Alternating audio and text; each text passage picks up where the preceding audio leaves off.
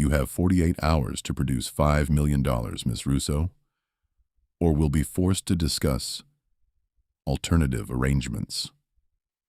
I stared at the two identical men sitting across from me in my cramped office, their presence making the space feel impossibly smaller. The fluorescent lights hummed overhead, casting harsh shadows across their perfectly symmetrical faces. Both wore expensive charcoal suits that probably cost more than my annual salary. Both had the same sharp jawline, the same intense dark eyes, the same air of controlled danger. But there was something different in the way they carried themselves. The one who'd just spoken sat perfectly still, his hands folded on the desk with surgical precision. The other one radiated barely contained energy, his fingers drumming an impatient rhythm against his knee.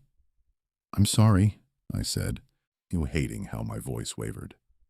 "I think there's been a mistake. I don't owe anyone $5 million.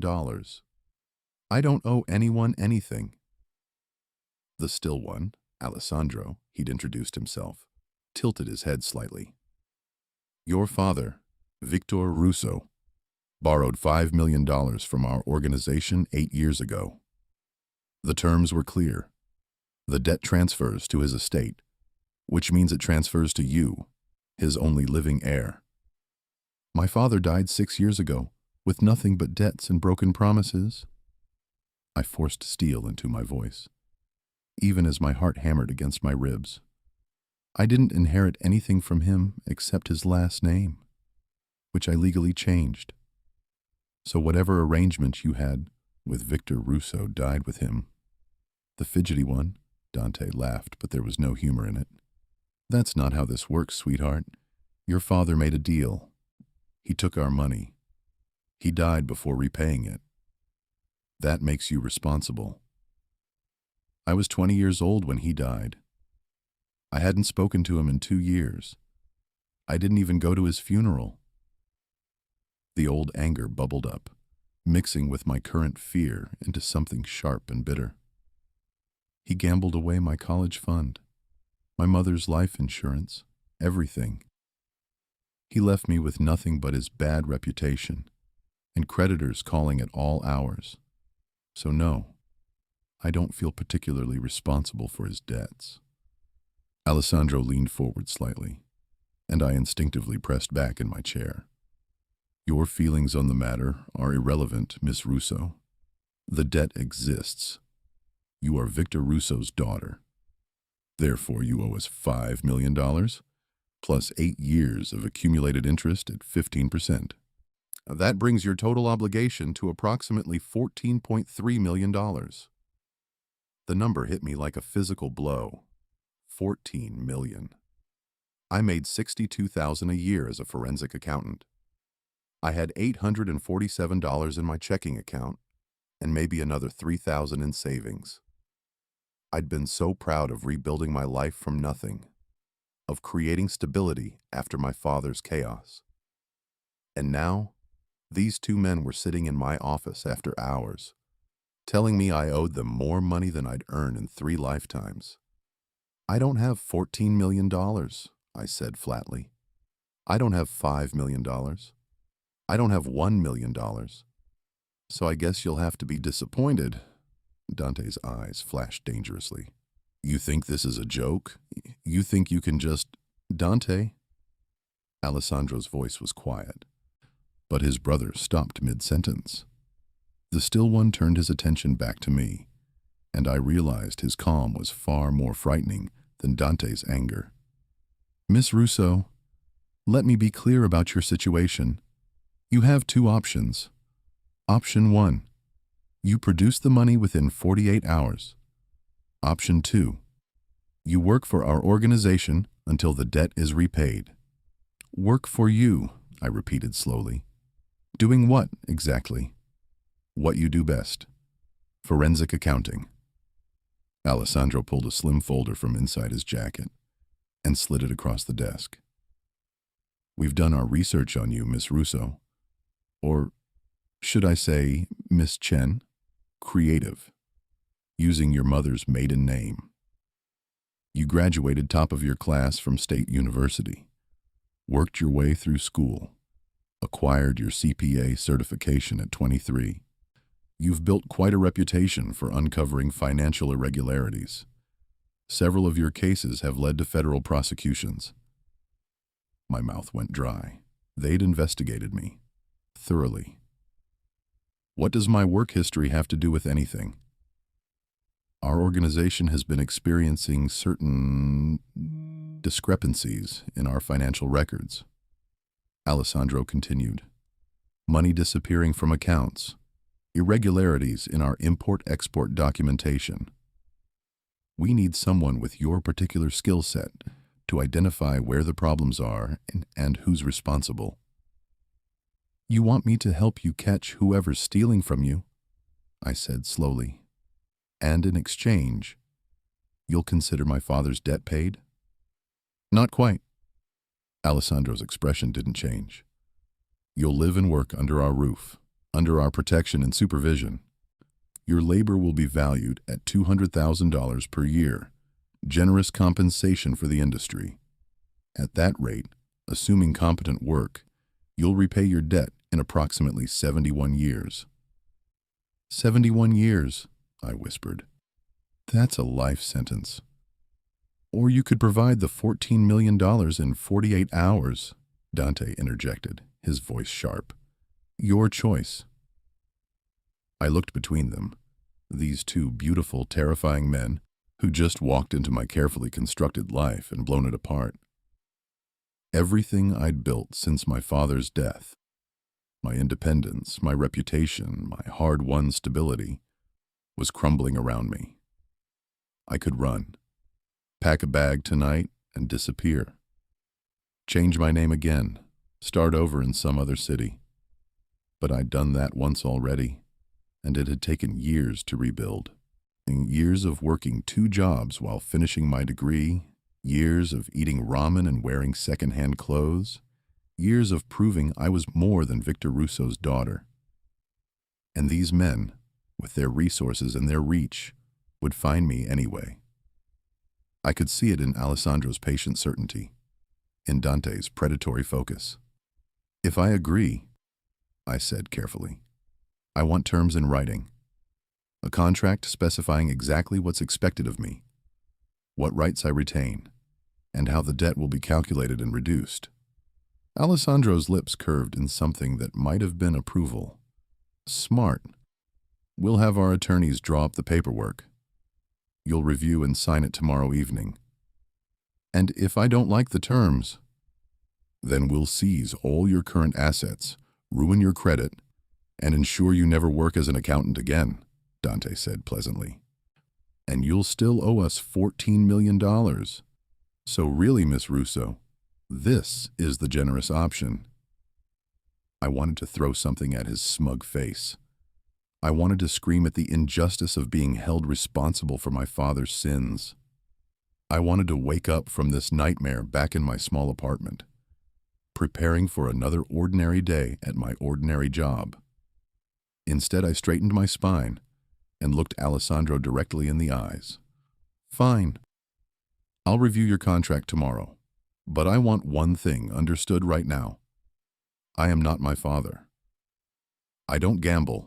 I don't steal, and I don't make promises I can't keep. Whatever Victor Russo did to you, whatever debt he left behind, I didn't create it, and I resent being held accountable for it. But I'll work for you because I don't have a choice. Just don't expect me to be grateful for the opportunity. Silence filled the office. Dante looked shocked at my outburst. Alessandro's expression remained unreadable, but something shifted in his eyes. Recognition, maybe, or reassessment. Tomorrow evening, 8 o'clock, Alessandro said, rising smoothly from his chair. Dante followed suit. We'll send a car for you. Don't make us come looking for you, Miss Russo. Elena, I said, surprising myself, if I'm going to be working for you for the next 71 years, you might as well use my first name. Alessandro nodded once. Elena, tomorrow at 8. They left without another word, moving in perfect synchronization through my office door. I sat frozen in my chair for several minutes after they'd gone, staring at the folder Alessandro had left behind. Finally, with shaking hands, I opened it. Inside was a dossier on myself. My birth certificate, school records, employment history, credit report, even photographs of my apartment building. They knew everything about me. Where I lived, where I worked, what I ate for lunch at my regular cafe. The invasion of privacy should have terrified me. What terrified me more was the second section of the folder. Financial records from the Moretti organization, and they were a disaster. Even with my quick scan, I could see irregularities everywhere. Phantom accounts, duplicate invoices, suspicious transfers. Whoever was stealing from the Morettis wasn't just taking money. They were doing it with systematic precision. And underneath all those suspicious transactions, I found my father's name, over and over again. Victor Russo had his fingerprints all over these books, going back 12 years. The $5 million loan was just the beginning. My father hadn't just borrowed from these men. He'd been systematically robbing them blind. I closed the folder and pressed my palms against my eyes, fighting back tears of rage and grief. Even dead, even 6 years in the ground, my father was still destroying my life. The next evening, a black Mercedes pulled up in front of my apartment building at precisely 8 o'clock. The driver, a severe-looking man with military bearing, opened the door without speaking. I climbed in, clutching my briefcase like a shield. The Moretti estate was 40 minutes outside the city, hidden behind high walls and elaborate iron gates. As we drove up the winding driveway, I caught glimpses of manicured gardens, fountain sculptures, and enough security cameras to monitor a small prison. The house itself was a sprawling Mediterranean-style villa that probably had more square footage than my entire apartment building. Alessandro waited for me at the entrance, now dressed in dark slacks and a white shirt with the sleeves rolled up.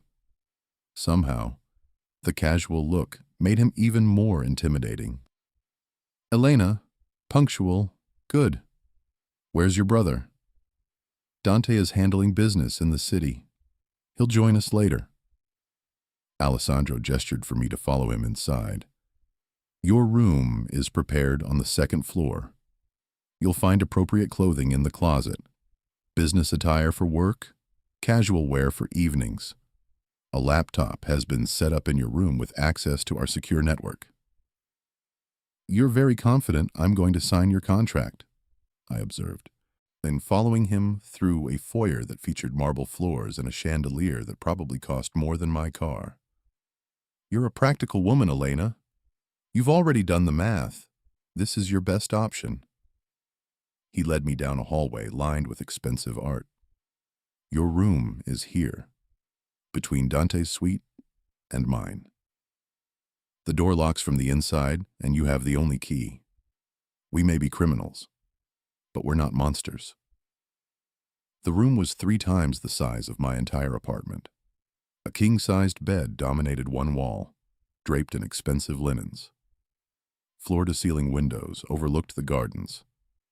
An ensuite bathroom featured a soaking tub that could fit 4 people. The closet was already filled with clothes in exactly my size. Suits, dresses, casual wear, even pajamas and undergarments. The violation of privacy made my skin crawl, but everything was tasteful and professional. "The contract is on the desk," Alessandro said from the doorway. "Take your time reviewing it.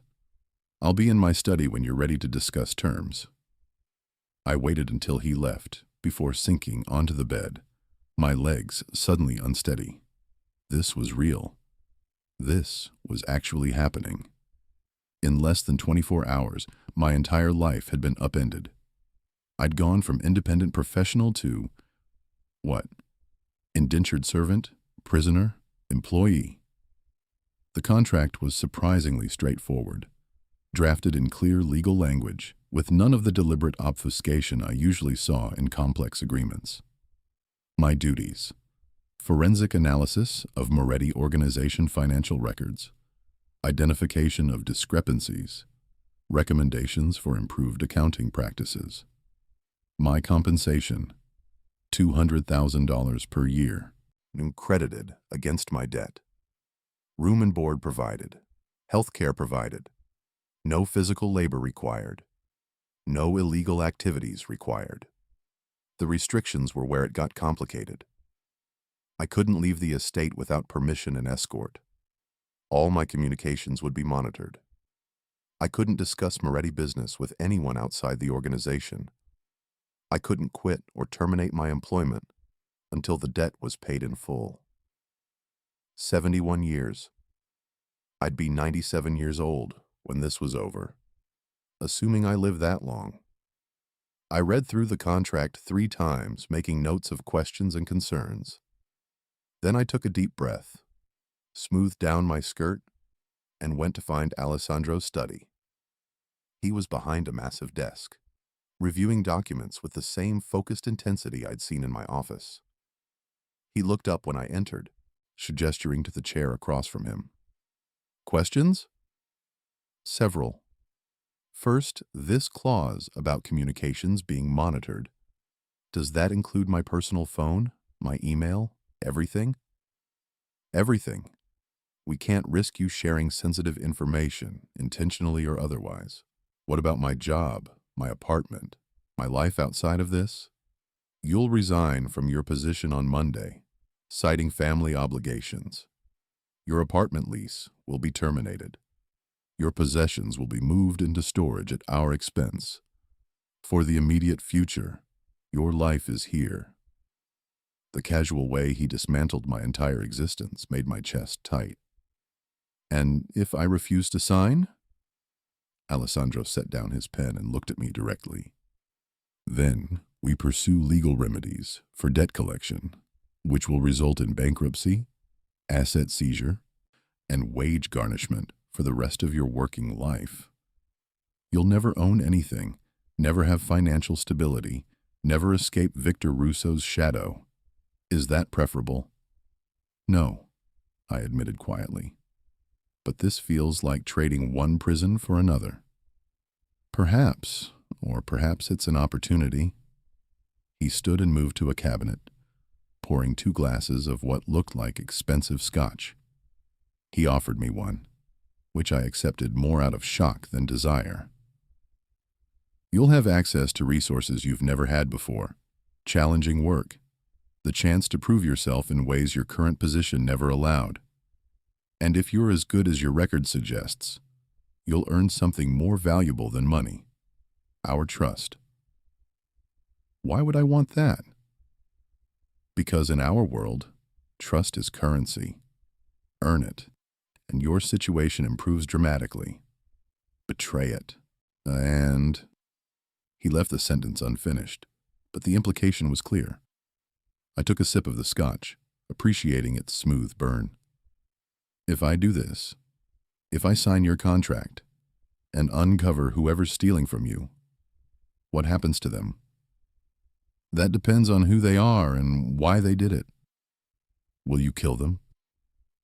Alessandro's expression didn't change. We're businessmen, Elena. We handle problems efficiently. Sometimes that means severance packages and non-disclosure agreements. Sometimes it means more permanent solutions, but that's not your concern. Your job is to find the truth. What we do with it is our decision. I wanted to argue, to demand assurances that my work wouldn't lead to someone's death. But I was standing in a mansion built on criminal enterprise, negotiating with a man who'd casually threatened to ruin my life if I didn't cooperate. I'd lost the moral high ground the moment my father had taken their money. I have one condition, I said finally. I want the debt recalculated without the interest. My father borrowed $5 million. I'll work to repay $5 million, not 14. Otherwise, You're punishing me for something I had no control over. How long it took you to find me." Alessandro considered this, swirling his scotch thoughtfully. "Counter offer. 5 million principal, but your compensation is reduced to 150,000 per year. That's still well above market rate for your experience level." The math worked out roughly the same. 33 years instead of 71. Still a lifetime, but one I might actually live to see the end of. "Agreed. I want that amendment in writing before I sign." "Done." He returned to his desk and made a note on the contract. "Anything else?" "When do I start?" "Tomorrow morning, 8 o'clock. I'll introduce you to our financial team and give you access to the systems." He looked up, and for the first time, I saw something almost like respect in his eyes. "You negotiated well, Elena. Your father was many things, but he clearly didn't pass on his stupidity to you." The compliment, if it was one, felt barbed. "My father taught me exactly one valuable lesson: how not to live." "Then perhaps you'll survive this after all." I barely slept that night, lying in the enormous bed in my borrowed room, staring at the ceiling and wondering what I'd gotten myself into. Around midnight, I heard footsteps in the hallway. Heavy, but purposeful strides that stopped outside my door. A pause. Then they moved on to the room next door.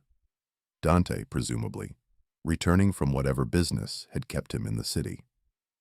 The next morning, I dressed in one of the provided suits, a navy blue ensemble, that fit perfectly and probably cost more than my monthly rent.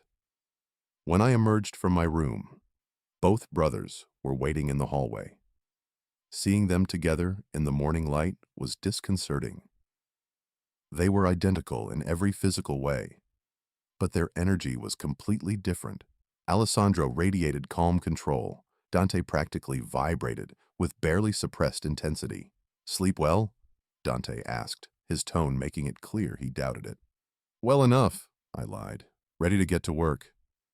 "Eager," Alessandro observed. "Good. Follow me." They led me through the house to what looked like a converted wing that served as their business headquarters. Offices, conference rooms, a communications center with enough technology to run a small country. We ended in a large room with multiple computer stations and a wall of filing cabinets. "This is the financial center," Alessandro explained.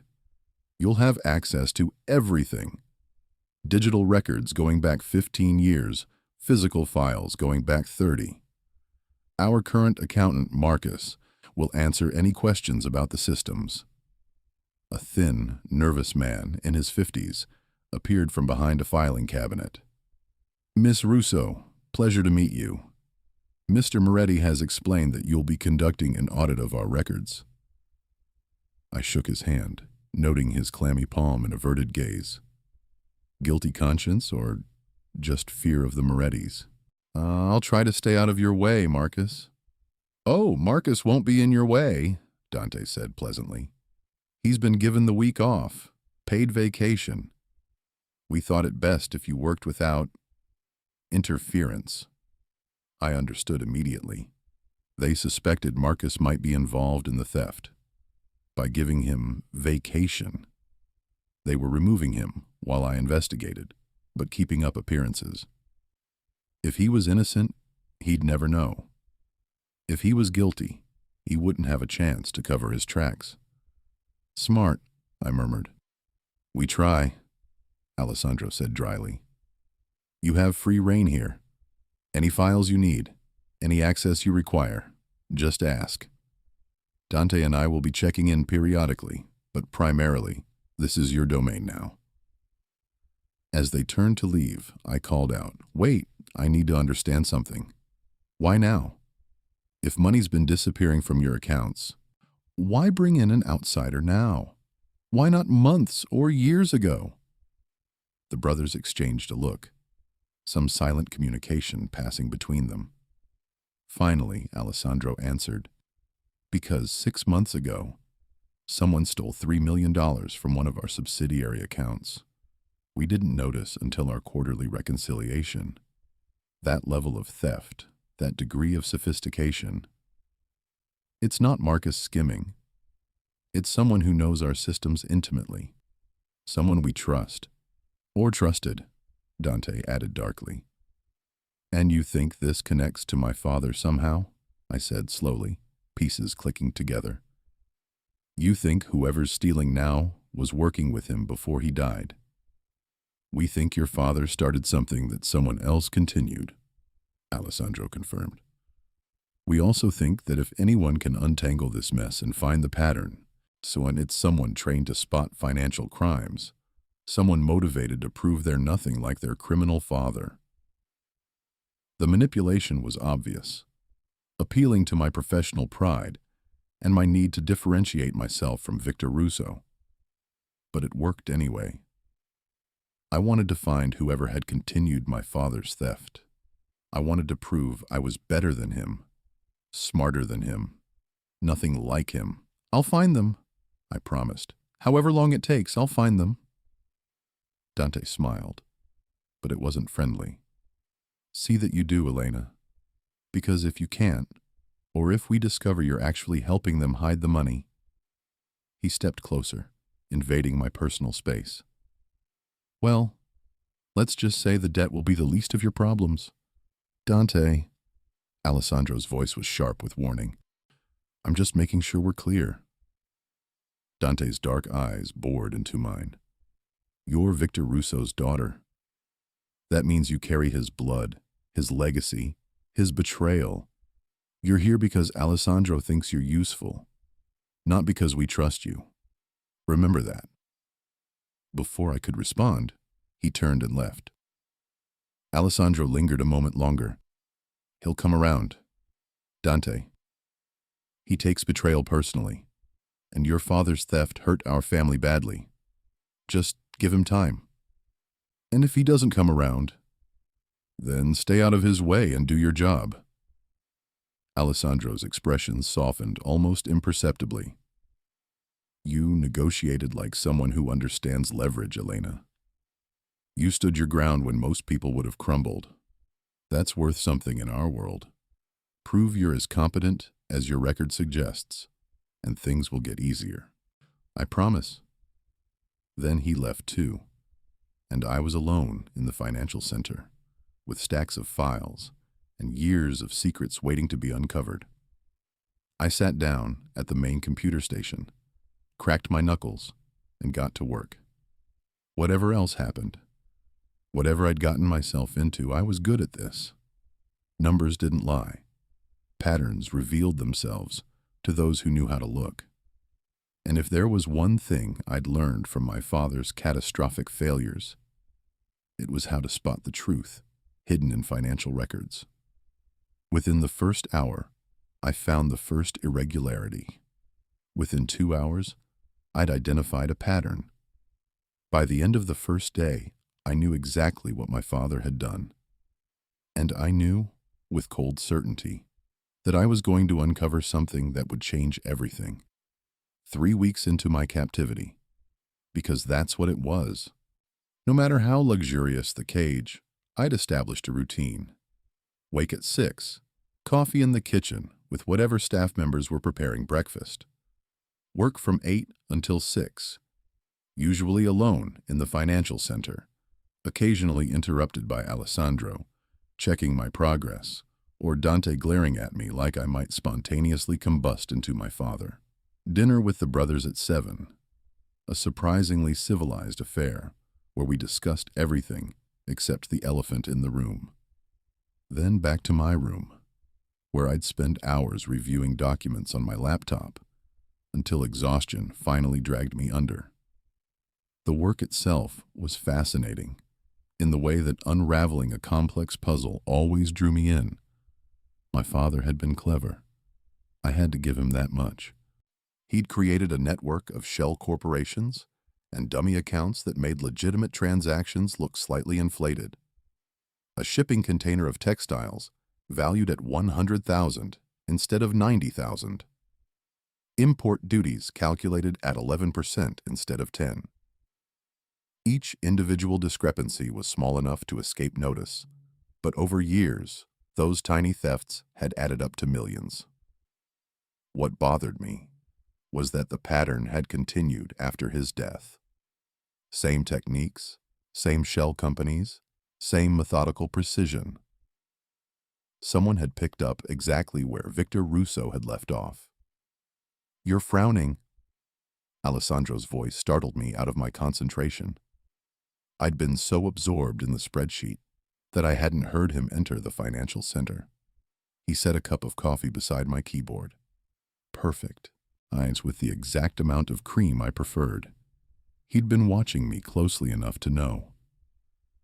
"I'm always frowning lately," I said, accepting the coffee gratefully. "Your books are a nightmare." "I'm aware. That's why you're here." He pulled up a chair beside me, close enough that I could smell his cologne, something expensive and subtle. "What have you found?" I turned my laptop screen toward him, pulling up the analysis I'd been building. "Your father, the previous Mr. Moretti, he trusted my father. Victor Russo handled a lot of the import-export documentation, right?" "He was my father's underboss," Alessandro confirmed. "Second in command. He had access to everything." "That access is how he stole from you. Look at this." I highlighted a series of transactions from 10 years ago. This shipment of leather goods from Italy. Our declared value, $300,000. Actual value, based on market prices and weight specifications, $220,000.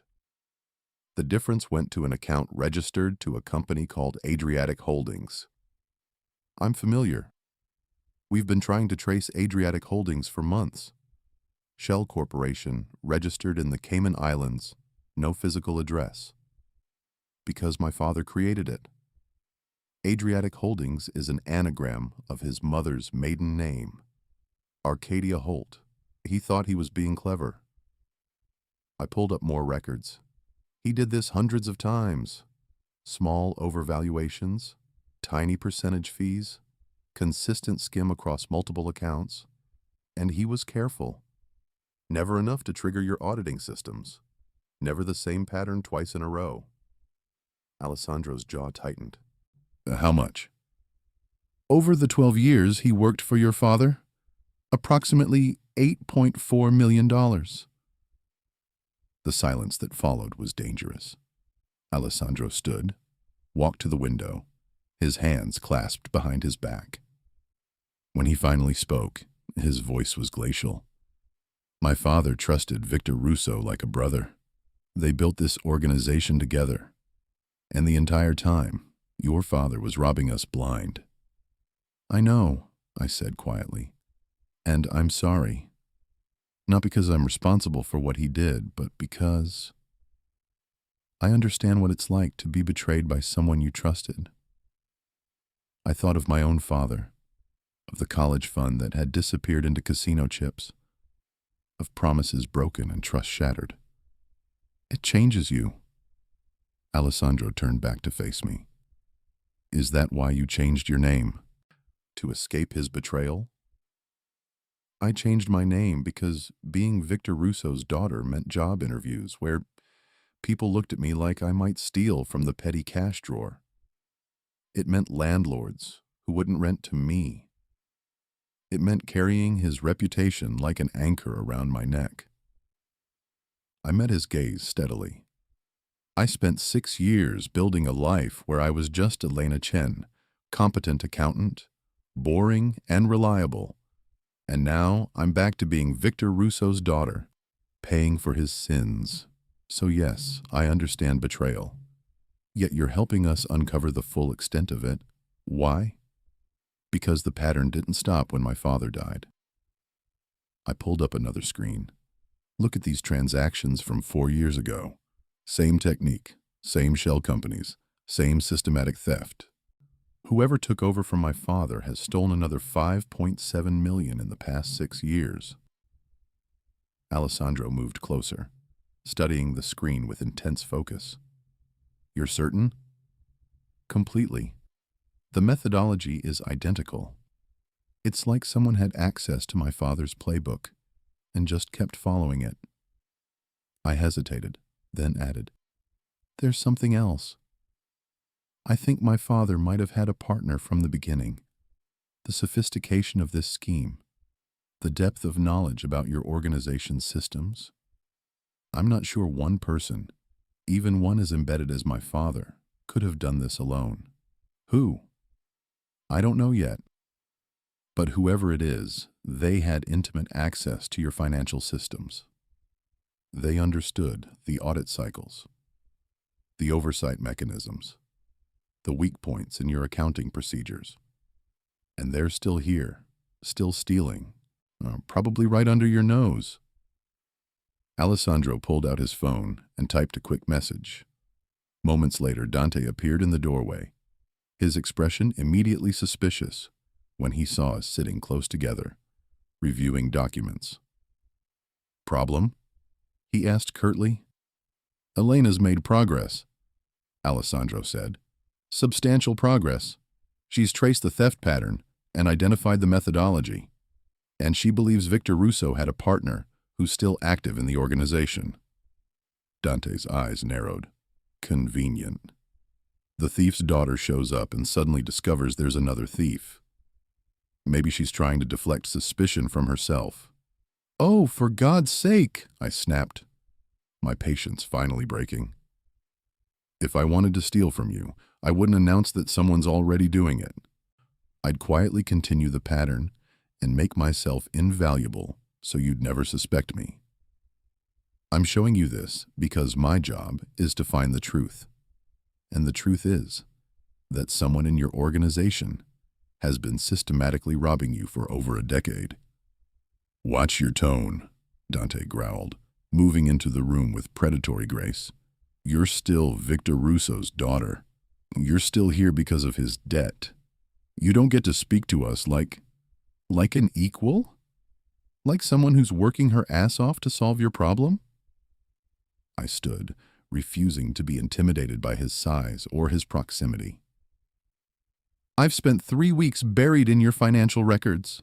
I've identified millions of dollars in theft. I've traced patterns that your own accountant missed or ignored, and all you can see is my last name. So fine, Dante. Keep treating me like I'm guilty by genetics. But don't expect me to grovel and apologize for crimes I didn't commit just to make you feel better about your trust issues." The room went deadly quiet. I realized I'd just spoken to a Mafia boss, a man who probably had people killed for far less, like he was an annoying coworker. Alessandro looked stunned. Dante looked furious. Then, shockingly, Dante laughed. "You've got fire, Russo. I'll give you that." "It's Chen," I corrected automatically. "I haven't been Russo in 6 years. "Except legally you are," Dante countered. "You can change your name, but you can't change your blood. And your blood betrayed us."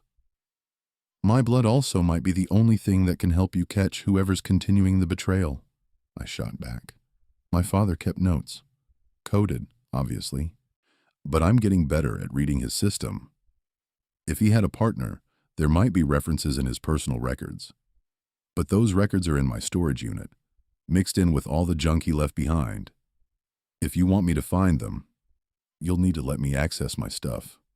Alessandro and Dante exchanged another of their silent conversations. Finally, Alessandro nodded. "We'll arrange it. Tomorrow. Under guard, obviously." "Obviously," I agreed dryly. "One question," Dante said, moving closer until he was invading my personal space again. It seemed to be his favorite intimidation tactic. "Why should we believe anything you find in your father's records? How do we know you won't just manufacture evidence pointing to some innocent person to cover your own involvement?" "Because I'm not involved," I said through gritted teeth. And because unlike my father, I actually have ethics. I know that's hard for you to understand given your profession, but Careful, Alessandro warned softly. I stopped, realizing I'd been about to insult the criminal enterprise that currently owned my next 33 years. Sorry, that was out of line. It was, Dante agreed, but he was studying me with new intensity. Like I was a puzzle he was trying to solve. You're not afraid of us. I'm terrified of you, I corrected. But I'm more terrified of spending the rest of my life paying for my father's mistakes. So I'm going to do my job, find your thief, and earn my way out of this debt. And if that means standing up to you when you're being unreasonable, then that's what I'll do. For a long moment, Dante just stared at me. Then he smiled, a real smile this time, not the predatory smirk I'd seen before. Alessandro, I'm starting to understand why you haven't thrown her out yet. She's interesting. She's competent, Alessandro corrected. And competence is more valuable than interesting. Can't she be both? Dante moved to my laptop, scanning the documents I'd pulled up. Show me what you found. For the next hour, I walked them through my analysis, explaining the theft patterns, the shell corporations, the systematic nature of the crime. Dante asked sharp questions, poking holes in my theories, forcing me to defend my conclusions with evidence. Alessandro made notes, his mind clearly working through implications and connections. By the time we finished, night had fallen outside the windows. My stomach growled audibly, reminding me I'd skipped lunch. Dinner, Alessandro announced, standing. Elena, you'll join us, and tomorrow we'll retrieve your father's records. Dinner that night was different. The usual polite conversation about nothing important gave way to actual discussion about the investigation. Dante, surprisingly, seemed to have softened his hostile attitude. He still watched me with suspicion, but now it was mixed with something else. Grudging respect, maybe. Your father, Dante said over the main course. What was he like? Before he became a thief and a gambler. I set down my fork carefully. I honestly don't know. My earliest memories of him are already tainted by what came later. He was charming, I remember that. People liked him. He could talk his way into or out of anything. My mother adored him, right up until the day she died of a heart attack, brought on by stress over his debts. How old were you? Alessandro asked. 16. After she died, my father got worse. The gambling, the drinking, the lies. I left home at 18, put myself through college, and never looked back. When he died 2 years later, I felt relieved. Is that terrible? It's honest, Alessandro said quietly. Did you know what he did for a living? Dante pressed. Did you know he worked for the Morettis? I knew he did import-export work for some family business. He never gave details, and I never asked. By the time I was old enough to understand what he really did, I didn't want to know. I met Dante's eyes. I know you think I'm hiding something, that I must have been involved somehow. But the truth is, I spent my entire adult life running from my father's shadow. The last thing I'd ever do is follow in his footsteps. Yet here you are, Dante observed, working for a criminal organization, following right into his world. Not by choice, I reminded him sharply. Your brother gave me an ultimatum. This or financial ruin. And you chose this, Alessandro interjected. You could have run, could have disappeared, could have declared bankruptcy and started over. But you didn't. Why? I'd asked myself the same question over the past 3 weeks. Because running would mean proving everyone who ever judged me for my father's sins right. It would mean letting him win, even from the grave. And because I hesitated, then decided honesty was my best strategy. Because part of me is curious. My father stole millions from you. Someone's still stealing, and I want to know why. I want to understand what was worth destroying his life, my life, everything. Maybe that's stupid. It's not stupid, Alessandro said. It's human. After dinner, Alessandro excused himself to handle business calls. Dante, instead of disappearing, as he usually did, gestured for me to follow him. Come on. I want to show you something. He led me through the mansion to a room I hadn't seen before. A library with floor-to-ceiling bookshelves and comfortable leather chairs. A fire crackled in the fireplace despite the warm evening. Dante moved to a cabinet and pulled out a chess set, beginning to arrange the pieces on the board. You play? He asked. A little. I'm not very good. Alessandro's the chess player in the family. Me, I prefer poker. But he's been teaching me strategy. Dante settled into one of the chairs, gesturing for me to take the opposite seat. White or black? Black, I said, taking my seat cautiously. This felt like a test. Dante opened with a standard pawn advance. I mirrored it. For several moves, we played in silence. The only sound the clicking of pieces on wood and the crackling fire. My father trusted yours, Dante said finally, capturing one of my pawns. Not just professionally. They were friends. Real friends. My father. He didn't make friends easily. He was hard, suspicious, paranoid about betrayal. But with Victor Russo, he let his guard down. They'd have drinks together, play cards, talk about their sons. I moved my knight, considering my response carefully. I'm sorry your father's trust was misplaced. Are you? Or are you secretly glad your father got one over on the big bad Mafia boss? Dante's tone was casual, but his eyes were intense. My father destroyed himself, and everyone who loved him with his lies and his stealing, I said quietly. Why would I be glad about that? He took your family's money, sure, but he also took my mother's life, my future, my ability to trust anyone. Your father lost money. I lost everything. So no, I'm not secretly glad. Dante studied me for a long moment, then moved his bishop. Check. I moved my king to safety. Can I ask you something? Why do you hate me so much? And don't say it's because I'm Victor Russo's daughter. There's something more. You're perceptive. Dante leaned back in his chair, leaving the chess game forgotten.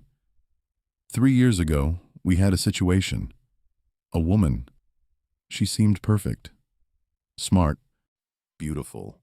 Genuine. Dante fell for her hard. Talked about getting out of the business, starting something legitimate, building a different life. Turned out she was working for the FBI.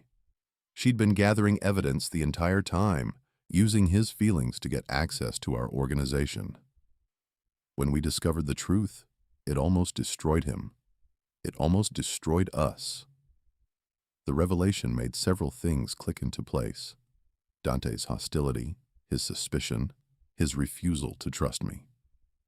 You think I'm doing the same thing. I think women are good at making men believe what they want to believe, Dante said bluntly. You show up with this convenient story about being Victor Russo's innocent daughter, forced into working for us. You're smart. You're competent. You're not afraid to stand up to us. That makes you either genuinely trustworthy or an excellent actress. And in my experience, the smart money's always on actress. I'm not trying to seduce anyone, I pointed out. I'm trying to do my job and pay off my debt. Aren't you, though? Dante leaned forward.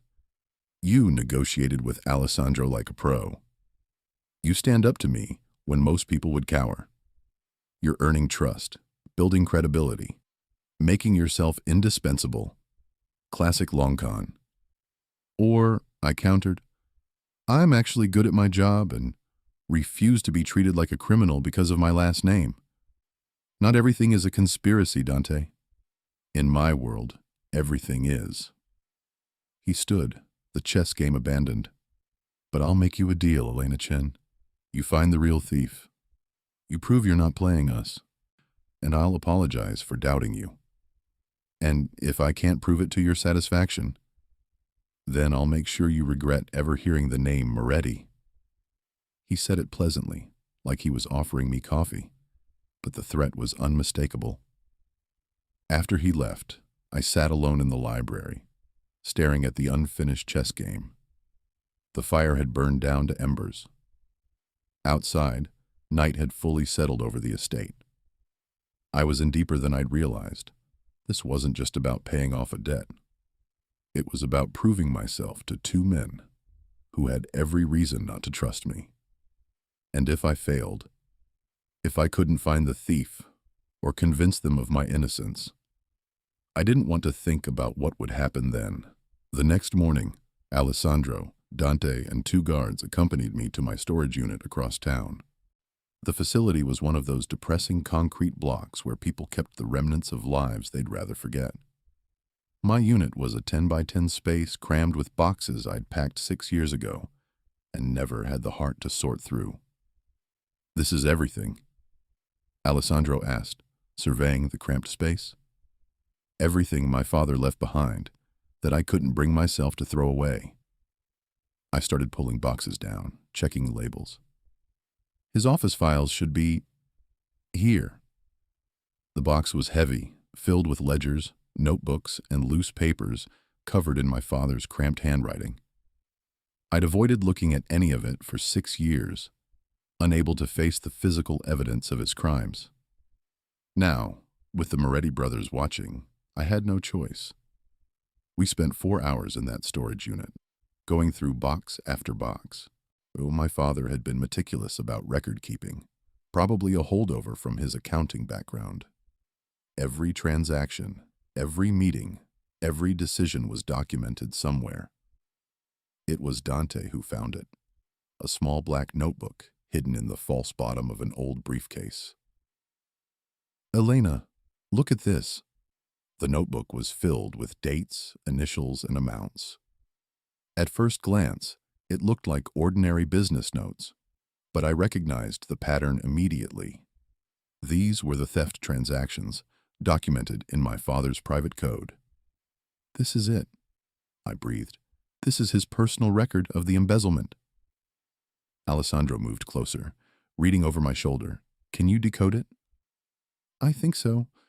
My father, he had a system. He used to write grocery lists in code when I was a kid. Said it kept his mind sharp." I traced one entry. "This is a date, 8 years ago. This is an amount, 200,000. And these initials—" I stopped, my blood running cold. "What?" Dante demanded. "What is it?" "These initials appear on almost every major transaction."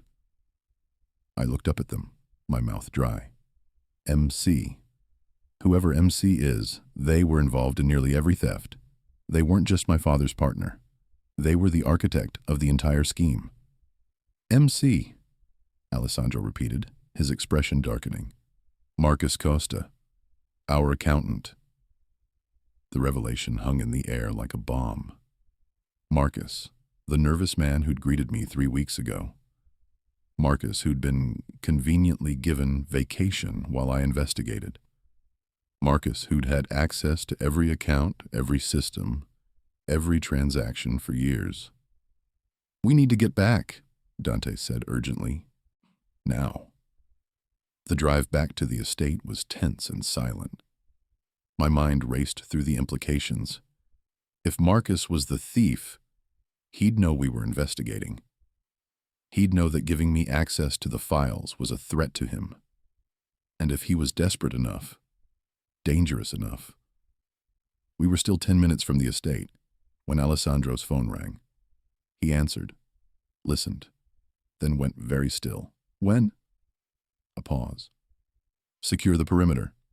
No one gets in or out." He hung up and turned to the driver. "Faster." "What's happened?" I asked. "Marcus Costa is dead?"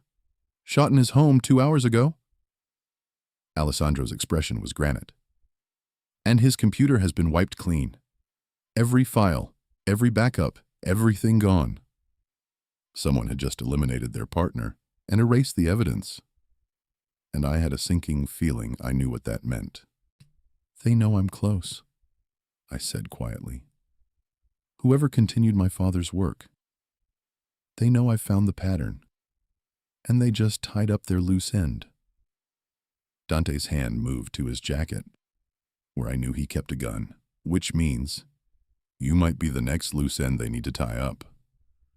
The rest of the drive felt like it took hours. When we finally arrived at the estate, the place was locked down tight.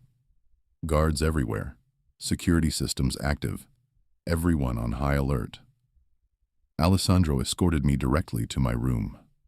"Stay here. Lock the door. Don't open it for anyone except Dante or me. Understand? You think they'll come after me here? In your home? I think Marcus Costa getting murdered the same day we discovered his involvement is not a coincidence. I think someone is tying up loose ends. And I think you're the only person who can identify them now." He gripped my shoulders, his intensity making my breath catch. "Stay safe, Elena. We can't protect you if you don't follow instructions." After he left, I locked the door and sat on the bed, my father's notebook clutched in my hands. Marcus Costa was dead, murdered to keep him silent, and somewhere in this estate, or in the Moretti organization, was someone desperate enough to kill to protect their secret. I opened the notebook again, studying each entry with new urgency. If my father had recorded Marcus's initials, he must have recorded his partners too.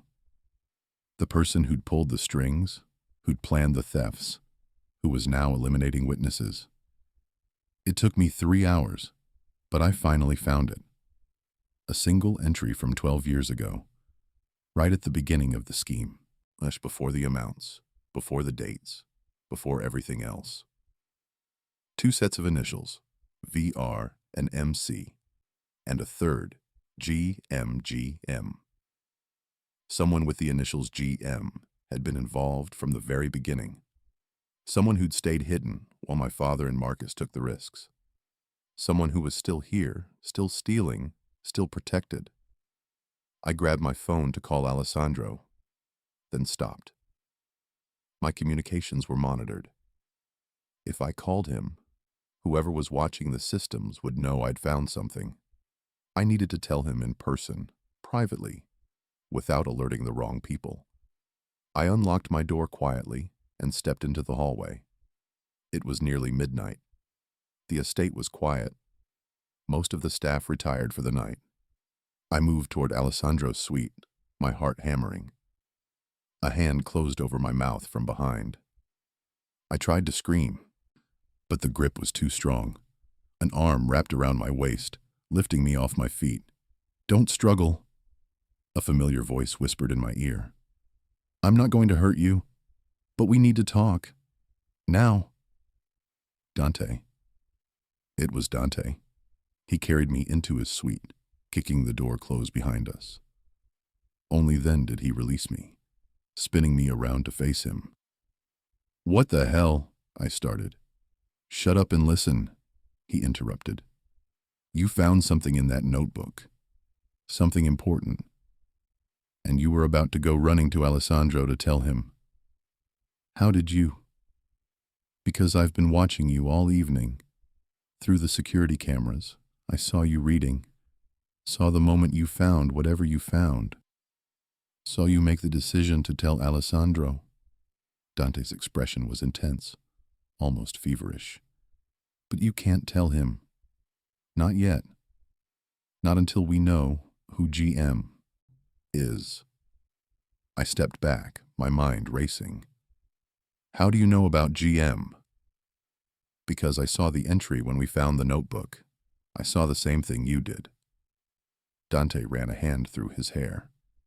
"And I've been running through every person in our organization with those initials, and there's only one person it could be." "Who?" Giovanni Moretti, our father. The words fell like stones. The only problem is, our father has been dead for 5 years. So either my father faked his death and has been stealing from his own organization, or someone else has been using his identity as cover. Either way, we have a major problem. I sank onto his couch, my legs suddenly unsteady. Your father was the mastermind? He was working with my father and Marcus to steal from his own family? I don't know. That's what we need to figure out. But if word gets out that Giovanni Moretti might have been dirty, it could tear apart everything we've built. Our authority, our reputation, our alliances, all of it depends on the belief that our father was a man of honor who built this organization on loyalty and strength. So what do you want me to do? Dante sat beside me, close enough that I could feel the heat radiating from him. I want you to help me find the truth, quietly. Before we tell Alessandro, before we tell anyone, I need to know if my father was a thief. And if he wasn't, I need to know who's been using his name. This is insane, I whispered. Marcus just got murdered. Someone is cleaning house. And you want me to keep investigating in secret? I want you to stay alive long enough to find the truth, Dante corrected. Because right now, you're the only person who can read your father's notes, who understands the pattern, who can connect the pieces. And that makes you both invaluable and incredibly dangerous to whoever's behind this. He was right. I knew he was right. But the idea of keeping this from Alessandro felt wrong. I need to think, I said finally. Think fast. Because whoever killed Marcus might decide you're next. Dante stood, moving to his window. Stay in my room tonight. The guards know not to let anyone in without my explicit permission. You'll be safe here. In your room, I repeated skeptically. On the couch, he clarified, though something in his tone suggested that hadn't been his first thought. I'll take the bed. In the morning, we'll figure out our next move together. I should have argued. Should have insisted on going to my own room, or demanded we tell Alessandro everything immediately. But I was exhausted, terrified, and increasingly certain that Dante was right about one thing. Someone wanted me dead. So I stayed. I lay on Dante's couch under a blanket he provided, listening to him move around his suite, eventually hearing his breathing even out as he fell asleep. But I didn't sleep. I stared at the ceiling, my mind spinning through everything I'd learned. Victor Russo, Marcus Costa, and Giovanni Moretti. 3 men bound together by greed and betrayal. 2 of them dead. And someone still out there, still stealing, still killing to protect their secret. Tomorrow, I'd have to decide who to trust and how much to reveal. Tonight I just had to survive until morning. Outside, thunder rumbled. A storm was coming. I woke to find Dante sitting in a chair across from the couch, watching me with an intensity that made my skin prickle. Morning light filtered through the windows, and I realized I'd actually fallen asleep at some point during the night. How long have you been staring at me? I asked, sitting up and trying to smooth down my wrinkled clothes. Long enough to decide you're either the best actress I've ever met, or you're actually telling the truth about being innocent in all this. Dante leaned forward, his elbows on his knees. I'm choosing to believe it's the latter. How generous of you, I said dryly. I talked to Alessandro early this morning, told him you were helping me with a separate investigation and needed to stay close for security reasons. He's not thrilled about the lack of details, but he trusts me. Dante's expression turned serious. The problem is, I ran Giovanni Moretti's name through every database we have access to. Financial records, property holdings, offshore accounts, everything. And I found something you need to see. He pulled out his laptop and turned it toward me. On the screen was a bank statement from an account in the Cayman Islands. The account holder was listed as a trust, the Adriatic Holdings Trust, the same shell corporation my father had created. This account has been active for 15 years, Dante explained. Regular deposits matching the theft amounts from our books. But here's the interesting part: the withdrawals. They're being made by someone with signing authority on the account, and that authority was granted 8 years ago, 3 years after my father died. I studied the transactions, my forensic accountant brain automatically parsing the patterns. So whoever has access to this account isn't Giovanni Moretti, because he was already dead when the authority was granted. Which means someone else has been controlling the stolen money. Exactly. And there's more. Dante pulled up another document. I found the original trust paperwork in my father's private files. The trust was established with 3 trustees: Victor Russo, Marcus Costa, and Giovanni Moretti. But there's a succession clause. If any trustee dies, their authority passes to their designated heir. Let me guess, I said quietly. Your father designated his heirs as Alessandro and me, Dante finished, which means that when he died, either Alessandro or I inherited his trustee authority. We should have been notified. We should have been given access to the account. But we weren't. Someone kept that information hidden and has been using my father's trustee authority for the past 5 years. The implications were staggering. Someone in your organization knew about this trust and deliberately concealed it from you. Someone who had access to your father's private files and the authority to keep documents hidden. There's only one person who fits that description, Dante said grimly. Salvatore Conti, our consigliere, our father's oldest friend, the man who's been advising us since we took over the organization 5 years ago. I remembered Salvatore, a distinguished man in his 60s with silver hair and a gentle manner. He'd been kind to me during my first week at the estate, toward bringing me coffee and asking if I needed anything. The idea that he could be a murderer and a thief seemed impossible. You're sure? I asked. Sure enough to be very, very careful about how we handle this. Dante closed the laptop. Salvatore has been with our family for 40 years. He commands immense loyalty from the old guard. If we accuse him without ironclad proof, we could trigger a civil war within our organization. Some of our people would side with him over us. But if we don't move against him, he might decide I'm too much of a threat and eliminate you, like he eliminated Marcus, Dante finished. I know. That's why we need to move carefully but quickly. Before I could respond, someone knocked on Dante's door. We both froze. Dante put a finger to his lips, then moved silently to the door. Who is it? Alessandro. We need to talk. Now.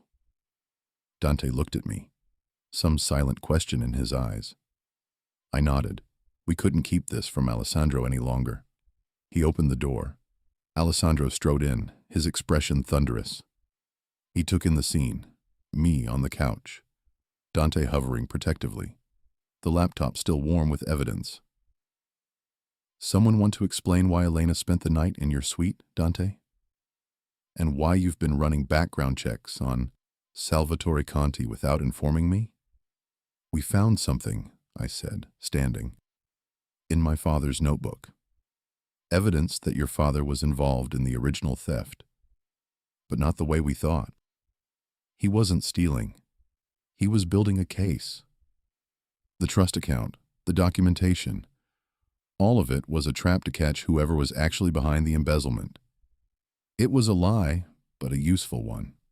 We needed to reframe Giovanni Moretti as a hero rather than a co-conspirator if we were going to maintain the organization's stability. Alessandro's expression shifted from anger to confusion to sharp interest. Explain. Everything. For the next hour, we walked him through what we'd found, carefully editing the narrative to protect his father's reputation while building a case against Salvatore.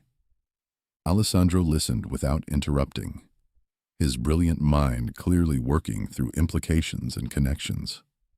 "So Salvatore has been stealing from us for 15 years, he said finally. He used my father's trust authority after his death to continue accessing the stolen funds. He partnered with Victor Russo and Marcus Costa, then eliminated them when they became liabilities.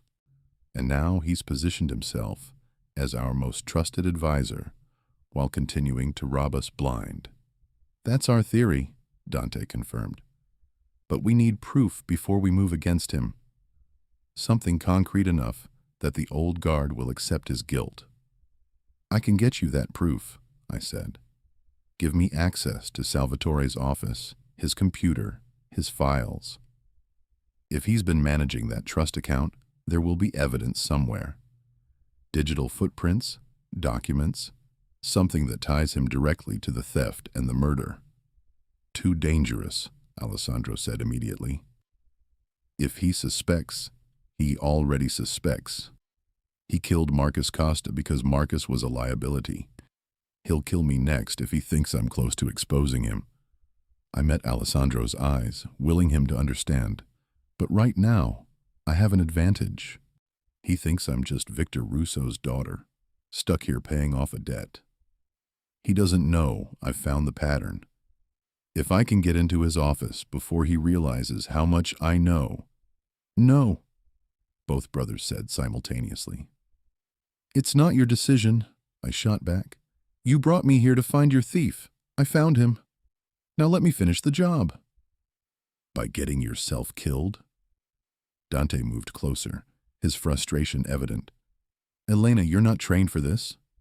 You're an accountant, not a spy. If Salvatore catches you in his office, then you'll be there to make sure he doesn't," I interrupted. "Create a distraction. Pull him into a meeting that runs long. Give me 30 minutes in his office and I'll find what we need." Alessandro and Dante exchanged another of their silent conversations. Whatever passed between them, Alessandro finally nodded. "Tonight, there's a sit-down with the Calabresi family at 8. Salvatore will be there. That gives you a window, but it has to be quick and clean." "I can do quick and clean," I promised. The rest of the day was spent in careful preparation. Alessandro briefed me on Salvatore's office layout, security systems, and filing protocols. Dante drilled me on what to look for and how to access the computer system without triggering alerts. By evening, I was as ready as I'd ever be. At 7:45, I watched from my window as Alessandro, Dante, and Salvatore climbed into a car and drove away toward the meeting with the Calabresi family. As soon as they were gone, I moved. Salvatore's office was on the first floor, a comfortable room filled with leather furniture and family photographs. I locked the door behind me and went straight to his computer. The login was protected, but Dante had given me a bypass code that should work on any computer in the estate. I entered it, holding my breath until the system accepted the credentials and logged me in. For 15 minutes, I searched through files with methodical precision. Spreadsheets, correspondence, financial records, all of it carefully organized and apparently legitimate. Too legitimate. Too clean. Then I found it. A hidden partition on the hard drive, protected by a second layer of security. This time, I had to guess the password. I tried variations of Salvatore's name, birth date, family members. Nothing worked. On a hunch, I tried Giovanni Moretti. The partition unlocked. Inside were years of records. Proof of every theft, every transaction, every crime. But more than that, there were notes, plans, correspondence with Victor Russo and Marcus Costa. And at the very bottom, a document labeled Succession Plan. I opened it with shaking hands. The plan was simple and brutal. Eliminate Victor Russo once his usefulness ended. Accomplished when my father died, in what everyone assumed was a drunk driving accident, but was actually murder. Eliminate Marcus Costa when the investigation got too close. Accomplished yesterday. And finally, eliminate the Moretti twins and take control of the entire organization. That was Salvatore's endgame. Not just theft, but a complete coup. He'd been positioning himself for years, building loyalty among the old guard, waiting for the right moment to strike. And according to his timeline, that moment was tonight. The meeting with the Calabrese family wasn't a negotiation. It was an ambush. Salvatore had arranged it, had insisted on specific security protocols that would leave Alessandro and Dante vulnerable. He was going to have them killed and blame it on the Calabrese family, then use the resulting chaos to seize control. I grabbed my phone, my hands shaking so badly I could barely type. I sent Alessandro a message. "It's a trap. Salvatore planned ambush. Get out now." For 30 seconds, that felt like hours. I waited for a response. Then my phone buzzed. Received. Already suspicious. Leaving now. Get somewhere safe. I was saving the evidence to a USB drive when I heard footsteps in the hallway. Heavy, purposeful footsteps heading directly toward Salvatore's office. My heart stopped. The meeting couldn't be over yet, which meant someone else was coming. Someone who knew I was here. I shoved the USB drive into my pocket and looked frantically for another exit. There was a window behind the desk, but it faced the main courtyard, too exposed. A closet in the corner. No, just an obvious hiding place. The door handle turned. Locked. A pause, then a key sliding into the lock. I did the only thing I could think of. I grabbed the desk lamp, positioned myself beside the door, and waited. The door opened. A figure stepped through, silhouetted against the hallway light. I swung the lamp with all my strength. It connected with a sickening thud. The figure went down hard. I ran, not waiting to see who I'd hit, or whether they'd get back up. Down the hallway, through the house, my footsteps echoing on marble floors. Behind me, I heard shouts, guards being alerted, people mobilizing. I burst through a side door into the garden, sprinting toward the perimeter wall. If I could just reach the gate, get outside the estate. A hand grabbed my arm, spinning me around. I lashed out instinctively, but the person caught my wrist.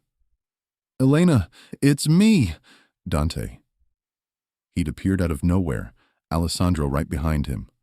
Both of them were disheveled, Alessandro sporting a bleeding cut above his eye. "We need to go," Alessandro said urgently. The meeting was definitely a trap. 3 shooters. We took them down, but an explosion ripped through the night. We all turned to see the main house's west wing erupt in flames. "Salvatore's destroying evidence," Dante said grimly. "His office, the financial records, everything." "Not everything." I pulled out the USB drive. Here, I got it. All of it. Proof of the thefts, the murders, the coup attempt. It's all here. Alessandro took the drive, something shifting in his expression as he looked at me. "You could have run. You found the evidence. You could have escaped while we were at the meeting. Why didn't you?" "Because you gave me a choice 3 weeks ago," I said. "Work for you or face ruin. I chose to work for you. I chose to see it through. And that means finishing what I started, even when it's dangerous." "You saved our lives," Dante said quietly. "If you hadn't sent that warning..." "If I hadn't sent that warning, you'd be dead, and I'd still be trapped here with a debt I could never repay," I corrected. "Self-interest, not heroism." "Call it whatever you want," Alessandro said. But you've just proven something very important, Elena. You've proven you're loyal. Not because we forced you, not because you had no choice, but because when it mattered, when you could have chosen yourself, you chose us. More shouts came from the house. Guards were mobilizing, trying to contain the fire. We needed to move. What happens now? I asked. Now we deal with Salvatore, Dante said, and there was something dark and final in his voice. And then we rebuild. It took 3 days to round up all of Salvatore's co-conspirators and secure the organization. The old consigliere himself was found trying to board a private plane to Argentina. He didn't go quietly, but he went. I didn't ask what happened to him. Some things I was better off not knowing. During those 3 days, I worked alongside Alessandro and Dante, helping them untangle the financial mess Salvatore had created, in identifying which of their people had been compromised, and restructuring their systems to prevent future theft. It was exhausting, intense work, but it was also exhilarating. For the first time since this nightmare began, I felt like a partner rather than a prisoner. On the 4th day, Alessandro called me to his study. Dante was already there, both brothers looking unusually serious. We need to discuss your situation, Alessandro began. Your debt. My stomach dropped. After everything that had happened, I'd almost forgotten about the debt. Right, $5 million, at $150,000 per year. 33 years. About that, Dante said, and was he smiling? We've reassessed the terms. Alessandro pulled out a document. You've provided services to this organization far exceeding the value of forensic accounting work. You've uncovered a 15-year embezzlement scheme.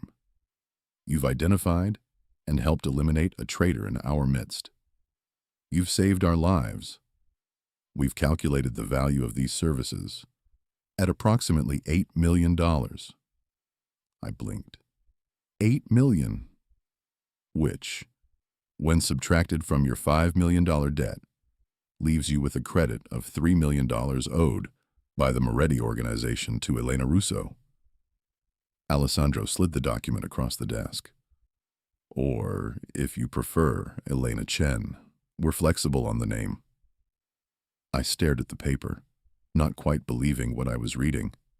You're saying I don't owe you anything? I'm free to go. You're free to go, Dante confirmed. We'll arrange a payment plan for the $3 million we owe you. You can return to your life, your job, your apartment. Clean slate. I should have been elated. This was everything I'd wanted. Freedom, independence, an end to this nightmare. So why did the idea of leaving make my chest feel tight? What if I don't want to go? The words were out before I could stop them. Both brothers went very still. Explain, Alessandro said carefully. These past 3 weeks, they've been the most terrifying of my life. But they've also been the most interesting. The work you do, yes, it's criminal, but it's also complex and challenging, in ways my old job never was. You need someone who understands forensic accounting, who can keep your books clean and your operations secure. And I'm good at it. Better than good. You want to stay, Dante said slowly. As what? Our employee? As your partner. I stood facing them both. Not someone working off a debt. Not someone you're keeping under guard. An actual partner in running the financial side of your organization, with a fair salary, real authority, and the understanding that I'm choosing to be here. That's insane, Dante said. But he didn't sound like he was disagreeing, just surprised. Is it? You need someone you can trust, someone who's proven their loyalty, someone who understands both legitimate business and creative accounting. I'm all of those things, and more importantly, I took a breath, about to voice something I'd only just admitted to myself. I don't want to go back to my old life, to being invisible or forgettable Elena Chen, who processes numbers and goes home to an empty apartment. I want to be part of something bigger, even if that something is a criminal empire. Alessandro stood, moving around the desk until he was standing directly in front of me. You understand what you're asking? This isn't a 9-to-5 job, Elena. This is your life. Once you're truly part of our organization, there's no walking away. You'd be bound to us permanently. I understand. And you're willing to accept that? To bind yourself to us? To this life? To everything it entails? The question felt weighted with more than just professional implications. I met his gaze steadily. I am. Dante moved to my other side, creating a triangle between the three of us. Then we need to discuss terms, real terms. Not just salary and responsibilities, but everything. Everything, I agreed, my heart suddenly pounding. We need to be clear about something, Alessandro said quietly. These past 3 weeks, working with you, protecting you, seeing your strength and your intelligence, it's affected us, both of us. We're attracted to you, Dante said bluntly. Both of us. Which creates a problem, because we don't share. We've never shared anything, and we're not about to start fighting over a woman, even one as remarkable as you. I should have been shocked. Should have been offended, maybe. Instead, I felt something click into place, like a puzzle piece I hadn't known was missing. What if you didn't have to fight? I heard myself say. What if I didn't choose between you? The silence that followed was electric. Both brothers stared at me. You're suggesting, Alessandro said slowly, that the three of us. I'm suggesting that I'm attracted to both of you. I'm suggesting that maybe the solution isn't choosing one over the other, but finding a way for all three of us to be together. I know it's unconventional. I know it's complicated. But this entire situation is unconventional and complicated, so why not embrace it? Dante laughed, a genuine, surprised sound. Did you just propose a relationship with both of us simultaneously? I think I did, I said, feeling my face heat. And if you're about to tell me that's crazy, it's crazy, Alessandro agreed. It's also intriguing. More than intriguing, Dante said, moving closer. It's brilliant. It solves our problem without creating animosity between us. It acknowledges what we all apparently feel, and it ensures that you're bound to us in every possible way. Romantically, professionally, personally, Alessandro added. A true partnership in all senses. Is this actually happening? I asked, looking between them. Are we actually considering this? We are, Alessandro confirmed. Then, surprising me completely, he smiled. A real, warm smile I'd never seen before. Elena Russo, or Chen, or whatever name you choose, would you do us the honor of becoming our partner? In business and in life? All three of us, Dante clarified. Together. Equal.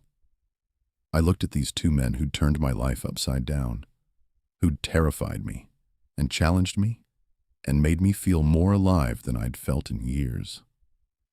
Who were offering me not just freedom from debt, but a genuine place in their world. Yes, I said, to all of it. Yes. 6 months later, I stood in front of a mirror, adjusting the simple but elegant dress I'd chosen for today.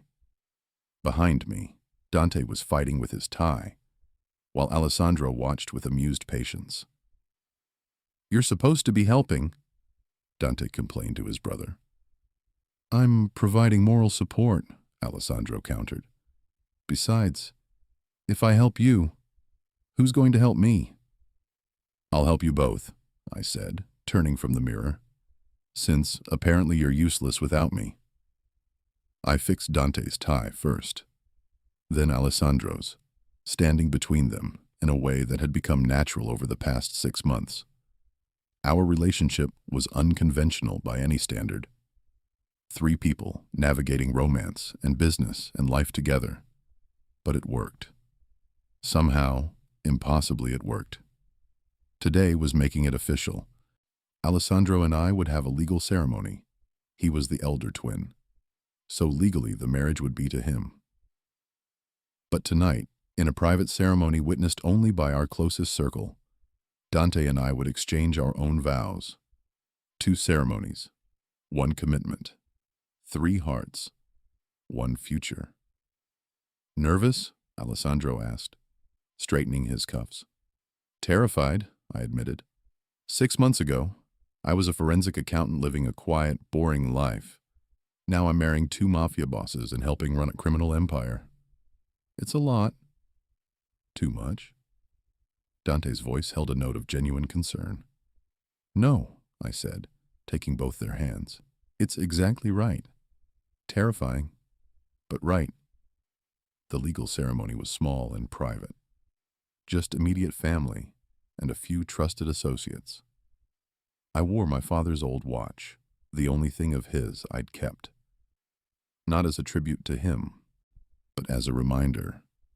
I'd come to the Morettis as Victor Russo's daughter, paying his debts, carrying his sins. I was leaving that woman behind. Today, I became Elena Moretti. The private ceremony that night was even smaller. Just a handful of people who knew the truth about our relationship. When Dante slipped a ring onto my finger, his hands were shaking. I never thought I'd trust anyone again, he said quietly. Especially not someone connected to the people who'd betrayed us. But you proved me wrong, Elena. Every day you prove me wrong. I love you, I told him. Both of you. Equally. Completely. We know, Alessandro said, pulling me close. And we love you. Which is why we have something to tell you. I looked between them, seeing matching expressions of nervousness. What? The $3 million we technically owe you, Dante said. We've invested it. In your name. In legitimate businesses that you'll control independently. Real estate, tech startups, a portfolio of stocks. You're not just our partner in the organization anymore. You're independently wealthy. You gave me financial independence, I said slowly. Even though it means I could walk away any time. You could, Alessandro agreed. We want you to stay because you choose to, not because you're dependent on us. So we're making sure you always have a choice. I felt tears sting my eyes. You're giving me everything my father took away. Stability, security, freedom. We're giving you what you've earned, Dante corrected. Everything you are, you've built yourself. We're just supporting that. Later that night, we stood together on the balcony of the estate, looking out over the grounds. My hands rested on my stomach, where a new life was just beginning to grow. I hadn't told them yet. I wanted to be sure first, but soon. I found something in the old files today, I said, breaking the comfortable silence. My father's last journal entry, written the day before he died. Want to know what it said? Tell us, Alessandro said. The money was never worth it, I quoted. I sold my soul for cash, and all I got was emptiness. If I could go back and choose differently, choose my family over the score, I wouldn't a heartbeat. But it's too late for me. I just hope Elena makes better choices. Dante was quiet for a moment. Do you think he meant it? I think he did. I think at the end, he realized what he'd lost. But by then, there was no going back. I leaned into Alessandro's warmth. I almost made the same mistakes, putting survival over connection, independence over love, safety over risk. But you two wouldn't let me. You pushed me to choose differently. We didn't make you do anything, Alessandro said gently. You chose this. You chose us. Best choice I ever made, I said softly. As the sun set over the estate, our estate now, I thought about Victor Russo's last words. He'd hoped I'd make better choices, and I had. Not by avoiding the criminal world entirely, but by finding a way to be part of it on my own terms. By building something real and lasting with two men who'd started as my captors and become my partners, my equals, my loves. My father's debt had brought me here, but it was my own choices that had made me stay, and I wouldn't change a single thing. Ready for more? If you loved Elena's journey from debt collector's daughter to Mafia queen, you won't want to miss the next book in the Legacy series, Shadows of Loyalty, where Elena's past comes back to haunt her when the FBI recruits her estranged best friend to bring down the Moretti Empire, forcing her to choose between the life she's built and the friend she thought she'd lost forever. Subscribe to our newsletter for a free prequel story revealing the night Giovanni Moretti, Victor Russo, and Marcus Costa first planned their scheme, and the fatal decision that set everything in motion. Leave a review and be entered to win a signed paperback and exclusive Moretti family artwork. The story isn't over. It's just beginning. What would you sacrifice for love? For loyalty? For power? Let us know in the comments below.